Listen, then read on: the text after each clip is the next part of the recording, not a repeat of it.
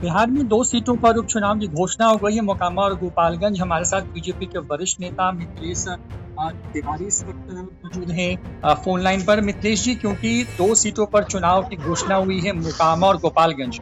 Gopalganj BJP के लिए बहुत फर्टाइल मानी जाती रही है। वहां से आपके विधायक थे जिनकी असामयिक निधन की वजह से वो सीट खाली हुई है। कितनी तैयारी है, क्योंकि नीतीश कुमार और तेजस्वी यादव एक साथ आने के बाद पहली बार चुनावी दंगल में एक साथ होंगे और बीजेपी अकेले चुनाव लड़ेगी?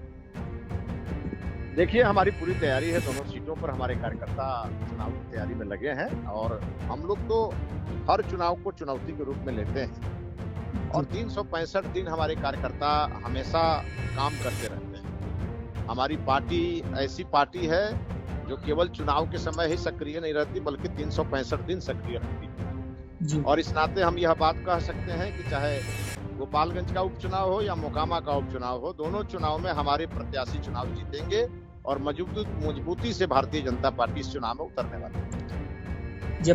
जब साल 2015 में जब आप चुनाव लड़ रहे थे, मतलब आरजेडी और जदयू के खिलाफ एनडीए गठबंधन में, उस वक्त मोकामा में बहुत कुछ कर नहीं पाए आप। वहां से जो है अनंत सिंह की जीत हुई। फिर 2020 के चुनाव में वहां पर आरजेडी की सीट से अनंत सिंह जीत करके आए। उस इलाके में बहुत ज्यादा वोट पड़ता नहीं है, चाहे वो आप जदयू के साथ भी हों या फिर आप अकेले हों।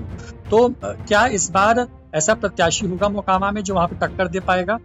आप चिंता मत करिए, अभी तो आज ही डेट का अनाउंसमेंट हुआ है और हमेशा नीति बताई जाती है, रणनीति छुपाई जाती है जी। तो हम सही समय पर सही उम्मीदवार की भी घोषणा करेंगे और हमारी पूरी तैयारी है और ये चुनाव को हम बहुत मजबूती से लड़ेंगे।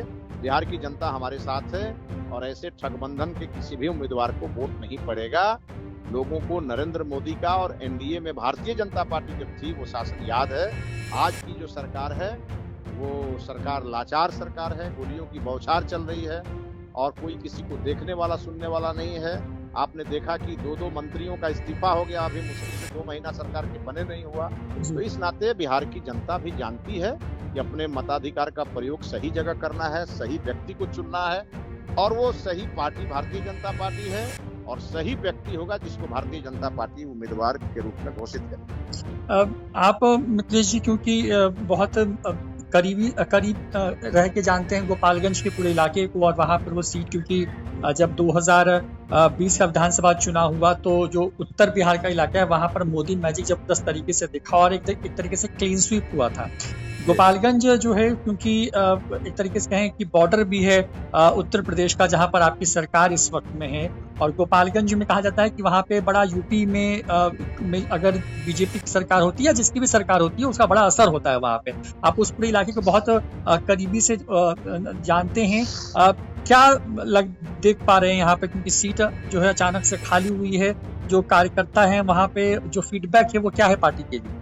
देखिए, हमारी जो गोपालगंज की सीट है वो लगातार 4 बार से हमारे वहाँ के सुभाष सिंह जी जो सहकारिता मंत्री थे और बड़ा ही दुखद असामयिक निधन हुआ उनका एक लंबी बीमारी के कारण, इस नाते वो सीट खाली हुई है।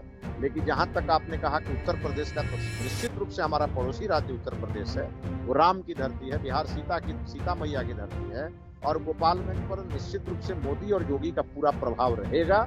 और गोपालगंज की बनावट ही कुछ ऐसी है और गोपालगंज के लोगों की सोच ही कुछ ऐसी है कि आज तक कभी लालू प्रसाद यादव गोपालगंज से चुनाव लड़ने का हिम्मत नहीं जुटा पाए और आप ये समझ सकते हैं कि वो चुनाव भी लड़े तो छपरा से जाके लड़े, गोपालगंज से लड़ने की हिम्मत कभी नहीं जुटा पाए। इस नाते हम बड़ी मजबूती से लड़ेंगे और जीतेंगे, इसमें किसी को कोई संशय नहीं होना चाहिए। एक आखिरी सवाल, क्या प्रत्याशी के नाम तय कर लिए गए अंदर खाने से, क्योंकि सीटें पहले से खाली? नहीं, भारतीय जनता पार्टी में प्रत्याशी का चयन हमारा केंद्रीय नेतृत्व राज्य के नेतृत्व से परामर्श करके करता है।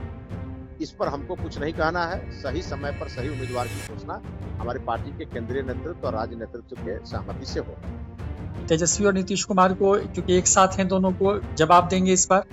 देखिए, दोनों एक साथ किसी के साथ नहीं है। तेजस्वी यादव की नजर मुख्यमंत्री की कुर्सी पर है और नीतीश कुमार उनको मूर्ख बना करके प्रधानमंत्री की कुर्सी तक पहुंचना चाहते हैं। तो दोनों अपने अपने स्वार्थ के कारण एक साथ जुड़े हैं।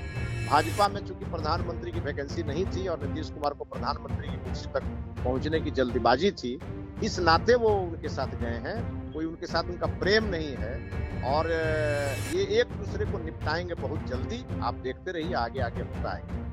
बहुत बहुत धन्यवाद मिथिलेश तिवारी जी। आप बीजेपी के वरिष्ठ नेता हैं, उपाध्यक्ष हैं, पार्टी में प्रवक्ता के तौर पर बहुत लंबा वक्त तक बीजेपी के पक्ष को रखते रहे, विधायक रहे हैं और बहुत तेज तर्रार नेता के तौर पर बिहार बीजेपी में जाने जाते हैं। मिथिलेश तिवारी ने मोकामा के साथ साथ जो गोपालगंज सीट है जहां पर उपचुनाव की घोषणा आज हुई है उस पर अपनी बात रखी। उन्होंने कहा है कि वक्त आने पर जो है प्रत्याशी के नामों का ऐलान भी होगा और दोनों सीटों पर जो है जो मोदी मैजिक है वो इस बार जो है नीतीश कुमार और तेजस्वी यादव को जनता दिखा देगी। फिलहाल इस वीडियो में इतना ही। बहुत बहुत धन्यवाद।